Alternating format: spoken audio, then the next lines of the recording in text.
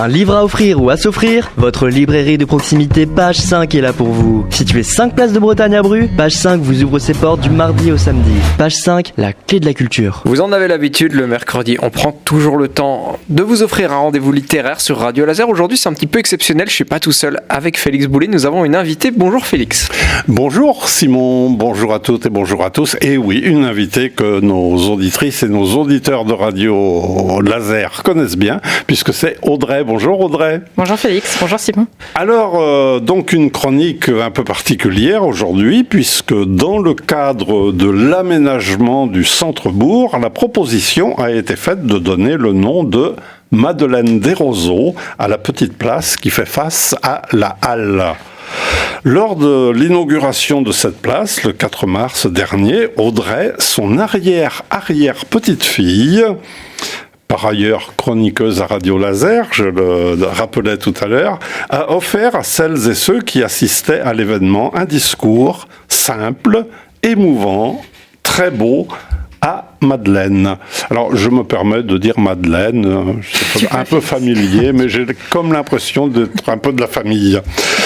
Donc, Audrey va redire ce discours à l'intention des auditrices et des auditeurs de Radio Laser qui n'étaient pas forcément tous là présents le 4 mai dernier. Alors, on vous écoute Audrey.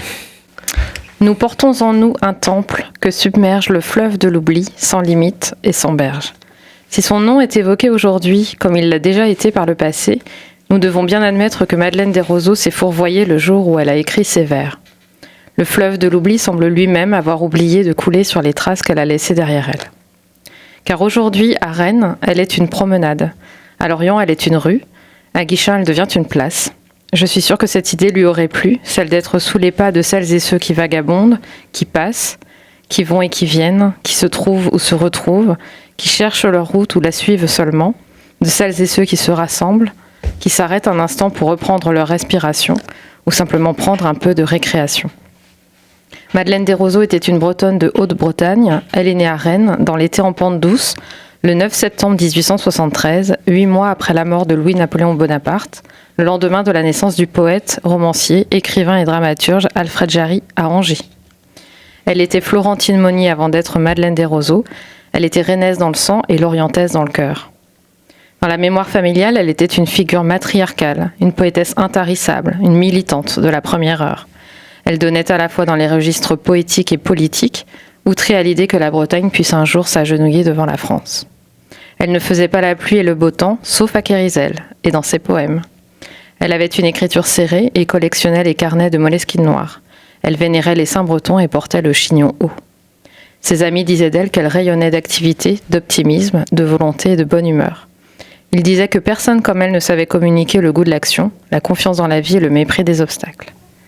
Elle était l'épouse d'un homme qui était à la fois professeur de mathématiques et conteur, journaliste et druide. Elle aimait passionnément ses mots, sa musique, la musique de ses mots, son engagement et sa fantaisie. Ensemble, ils ont eu 2 garçons, Armel et Hervé.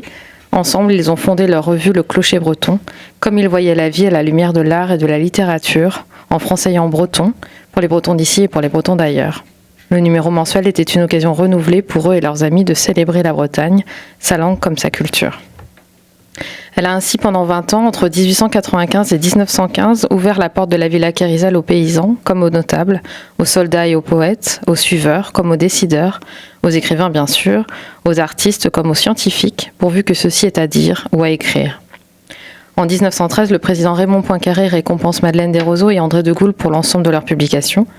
En 1931, Madeleine Desroseaux obtient un prix de l'Académie française pour son recueil de poèmes Les Heures bretonnes. Elle est décédée le 3 mai 1939, il y a 84 ans, alors que la France était sur le point de connaître les heures sombres de la Seconde Guerre mondiale. La terre de Bretagne, Madeleine Desroseaux l'a célébrée, chérie, sublimée, romancée. Elle l'a défendue. Elle l'a regrettée alors même qu'elle ne l'avait pas encore quittée. Force est de constater que Loïs Herrieux avait raison quand il disait « Non, le souvenir de Madeleine Desroseaux ne périra pas tant qu'il restera en Bretagne un Breton aimant son pays, car elle aussi, comme Briseux, elle aimait son pays. » Et le faisait aimer. Merci Audrey pour cet hommage donc à Madeleine Desroseaux. Je crois qu'on a encore un petit moment à vivre ensemble puisque Félix, évidemment, traditionnellement, tu termines tes chroniques avec une lecture et on va aussi finir avec une lecture. Oui, alors on va lire tous les deux, Audrey et moi, donc un poème tiré des Heures bretonnes. Ce poème, c'est Fleurs bretonnes. On vous écoute tous les deux. J'ai cueilli pour toi ce matin les fleurs de la terre bretonne. Le violier, l'œillet marin, dernier sourire de l'automne.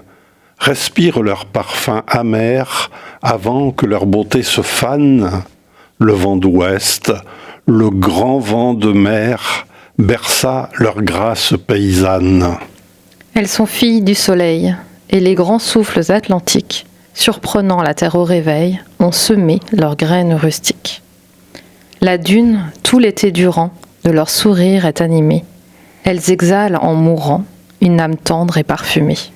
Charme vivant de la saison, fleurs du désert de sable fauve, au milieu du maigre gazon, s'allument leurs étoiles mauves. Qu'elles t'apportent dans l'exil, avec leur grâce pâlissante et leur parfum doux et subtil, un peu de la patrie absente. Merci Audrey, merci Félix, et puis repensez à ce poème que vous pouvez réécouter en podcast sur le site de Radio Laser quand vous irez sur la place Madeleine Desroseaux à Guichen, évidemment. Merci.